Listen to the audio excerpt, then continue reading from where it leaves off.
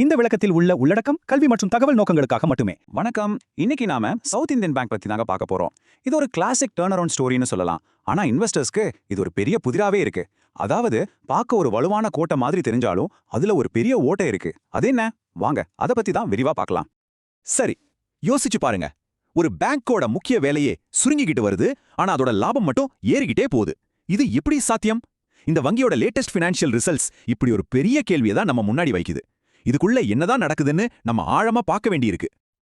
இந்த நம்பர்ஸை பாருங்க, உங்களுக்கே புரியும். ஒரு பக்கம் ஹெட்லைன் ப்ராஃபிட், அதாவது மொத்த லாபம் 8.2% ஏறி இருக்கு. ஆனா இன்னொரு பக்கம் ஒரு பேங்கோட உயிர்நாடியான கோர் இன்கம், அதாவது நெட் இன்ட்ரெஸ்ட் இன்கம் 8.3% சரிஞ்சிருக்கு. ஒன்னு மேல போது, இன்னொன்னு கீழே வருது. இந்த ரெண்டு நம்பர்ஸும் சொல்ற முரண்பாடான கதை தான் பேங்கோட இப்போதைய நிலைமை. சரி, இந்த மாற்றத்துக்கு நடுவுல ஒரு முக்கியமான நபர் வர்றாரு. அவர்தான் புது சிஓ BR சேஷாத்ரி. ஒரு பெரிய மாற்றத்தை கொண்டு வரணுங்கிற ஒரு டார்கெட்டோட வந்திருக்காரு. அவரோட கேம் பிளான் என்னன்னு பாப்போமா? அவரோட ஸ்ட்ராட்டஜி ரொம்ப சிம்பிள். 3 பாயிண்ட் தான். முதல்ல முன்னாடி இருந்த சிக்கலான கார்ப்பரேட் கடன்களை சரி செஞ்சு அந்த ரிஸ்கை குறைக்கணும். ரெண்டாவது, பெரிய கடன்கள்ல இருந்து ஃபோக்கஸை மாத்தி சின்ன ரீட்டைல் மற்றும் MSME லோன்களுக்கு முக்கியத்துவம் கொடுக்கணும். மூணாவதா, டெக்னாலஜியை யூஸ் பண்ணி பேங்கோட செயல்பாட்டை வேகப்படுத்தி செலவுகளை குறைக்கணும். இது ஒரு தெளிவான பிளான் மாதிரி தான் தெரியுது. இப்போ அந்த புதிரோட மையப்புள்ளிக்கு வருவோம். அதாவது அந்த சர்ச்சைக்குரிய Q2 ரிசல்ட்ஸை கொஞ்சம் பிரிச்சு மேயலாம் வாங்க. அப்போதான் இந்த சிக்கல் எங்க இருக்குன்னு சரியா புரியும். முதல்ல நல்ல விஷயத்தை பார்த்துடலாம். ஹெட்லைன்ஸ்ல வர்ற நம்பர் இதுதான்.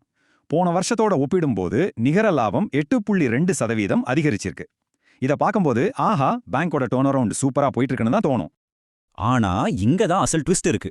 வங்கியோட கோர் பிசினஸ், அதாவது இந்த நெட் இன்ட்ரெஸ்ட் இன்கம், அது பாத்தீங்கன்னா 8.3% குறைஞ்சிருக்கு. இதுக்கு என்ன அர்த்தம்னா, பேங்க் தன்னோட முக்கியமான வேலையான கடன் கொடுத்து சம்பாதிக்கிறதுல தடுமாறுதுன்னு அர்த்தம். இது ஒரு பெரிய ரெட் ஃபிளாக் இல்லையா?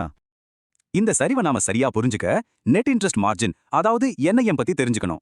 சிம்பிளா சொல்லணும்னா இதுதான் ஒரு பேங்கோட ப்ராஃபிட் இன்ஜின். லோன் மூலமா வர்ற வட்டிக்கும் டெபாசிட்க்கு கொடுக்குற வட்டிக்கும் நடுவுல இருக்கிற வித்தியாசம் தான் இது. இங்க தான் உண்மையான பிரச்சனை வெளிச்சத்துக்கு வருது. போன வருஷம் 3.24% இருந்த பேங்கோட நிம் இப்போ வெறும் 2.80%க்கு சரிஞ்சிருக்கு. இது ரொம்ப பெரிய வீழ்ச்சி. இந்த நம்பர்ஸ்க்கு பின்னாடி ஒளிஞ்சிட்டு இருக்கிற முக்கியமான பலவீனம் இதுதாங்க. அப்போ பேங்க்குக்கு லாபம் எப்படி வந்துச்சு? இந்த ஒரு லைன்ல அதுக்கான பதில் இருக்கு. பேங்கோட லாபம் அதோட கோர் பிசினஸ்ல இருந்து வரல. அதுக்கு பதிலா ஆபரேஷன் சம்பந்தம் இல்லாத வருமானத்துல இருந்து வந்திருக்கு. நிஜத்தை சொன்னா வரிக்கு முன்னாடி இருந்த லாபத்துல 109% இந்த மாதிரி வருமானம் தான். இது ரொம்பவே ஆபத்தான ஒரு சிக்னல். இந்த மாதிரி ஒரு சூழ்நிலையில மார்க்கெட்ல 2 குரூப்புக்கு நடுவுல ஒரு இன்ட்ரெஸ்டிங்கான போட்டி நடக்குது. ஒரு பக்கம் பெரிய முதலீட்டாளர்கள், இன்னொரு பக்கம் அனலிஸ்ட்கள். யார் இந்த பேங்க் மேல பெட் கட்டுறாங்க, ஏன் எச்சரிக்கையா இருக்காங்கன்னு பாப்போம். பாருங்க, ஒரு பக்கம் வால் ஸ்ட்ரீட் அனலிஸ்டுகள் அவங்க கோர் ப்ராஃபிட் வீக்கா இருக்கிறத பார்த்து ஹோல்ட் ரேட்டிங் கொடுத்து கொஞ்சம் எச்சரிக்கையா இருங்கன்னு சொல்றாங்க. ஆனா இன்னொரு பக்கம் ஸ்மார்ட் மணின்னு சொல்லப்படுற பெரிய இன்ஸ்டிடியூஷனல் இன்வெஸ்டர்ஸ் இந்த ஸ்டாக்கை வாங்கி குவிக்கிறாங்க. அவங்க பேங்கோட சுத்தமான பேலன்ஸ் ஷீட்டையும் லாங் டேர்ம்ல இது மீண்டு வரும்னு நம்புறாங்க. இந்த சார்ட் அதை தான் தெளிவா காட்டுது. ஃபாரின் இன்ஸ்டிடியூஷனல் இன்வெஸ்டர்ஸ் FIIs மற்றும் டொமஸ்டிக் இன்ஸ்டிடியூஷனல் இன்வெஸ்டர்ஸ் DIIs ரெண்டு பேருமே தங்களோட ஹோல்டிங்கை கணிசமா அதிகரிச்சிருக்காங்க. அவங்க இப்போதைக்கு இருக்கிற பலவீனத்தை தாண்டி பேங்கோட எதிர்காலத்தை நம்பி முதலீடு செய்றாங்க. சரி, இது வரைக்கும் நம்ம பார்த்த எல்லா விஷயத்தையும் 2 பக்கமா பிரிச்சு பார்த்துடலாம். அதாவது இந்த ஸ்டாக் ஏன் வாங்கலாங்கிறதுக்கான காரணங்கள், அப்புறம் ஏன் எச்சரிக்கையா இருக்கணுங்கிறதுக்கான காரணங்கள். முதல்ல புல் கேஸ், அதாவது பாசிட்டிவ் சைட். 1, ஸ்டாக்கு அதோட புக் வேல்யூவை விட கம்மியா ட்ரேட் ஆகுது.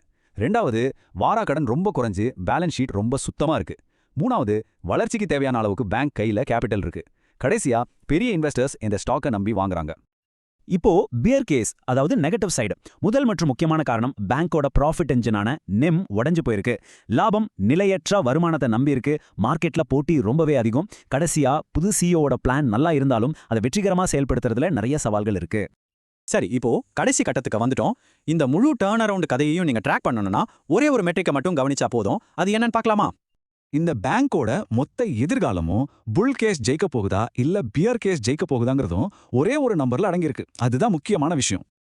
ஆமாங்க, அந்த நம்பர் வேற எதுவும் இல்ல, நெட் இன்ட்ரெஸ்ட் மார்ஜின் தான். இப்போ 2.80%ல இருக்கிற இந்த ஒரு நம்பர் தான் எல்லாத்தையும் முடிவு பண்ண போகுது. இந்த மேனேஜ்மெண்டால இதை மறுபடியும் 3%க்கு மேல கொண்டு போக முடியுமா முடியாதா? இதுல தான் இந்த பேங்கோட வெற்றி அடங்கியிருக்கு. ஆக மொத்தத்துல விஷயம் இதுதான். சவுத் இந்தியன் பேங்க் அதோட கடந்த கால பிரச்சனையான வார கடன்களை எல்லாம் சூப்பரா சரி பண்ணிருச்சு. அது ஒரு பெரிய வெற்றி. ஆனா அதோட எதிர்காலத்தை, அதாவது அதோட லாபம் சம்பாதிக்கிற திறனை சரி பண்ண முடியுமா? அந்த கேள்விக்கான பதில் இந்த நிம்ங்கிற ஒற்றை எண்ணுல தான் இருக்கு. நீங்க ஒரு இன்வெஸ்டரா இருந்தா இந்த ஒரு நம்பரை கவனமா பாருங்க. இந்த வீடியோவில் உள்ள உள்ளடக்கம் கல்வி மற்றும் தகவல் நோக்கங்களுக்காக மட்டுமே. நான் செபியில் பதிவு செய்யப்பட்ட ஆய்வாளர் அல்லது முதலீட்டு ஆலோசகர் அல்ல. எந்த ஒரு முதலீட்டு முடிவுகளையும் எடுப்பதற்கு முன் உங்கள் சொந்த ஆராய்ச்சியை மேற்கொள்ளுங்கள் அல்லது உங்கள் நிதி ஆலோசகரை அணுகவும். இந்த வீடியோ தரகு நிறுவனங்கள் போன்ற மூன்றாம் தரப்பு ஆதாரங்களிலிருந்து வரும் செய்திகள் அல்லது கருத்துக்களை புகாரளிக்கலாம், ஆனால் இது அவர்களின் கருத்துக்களுக்கான ஒப்புதல் அல்ல.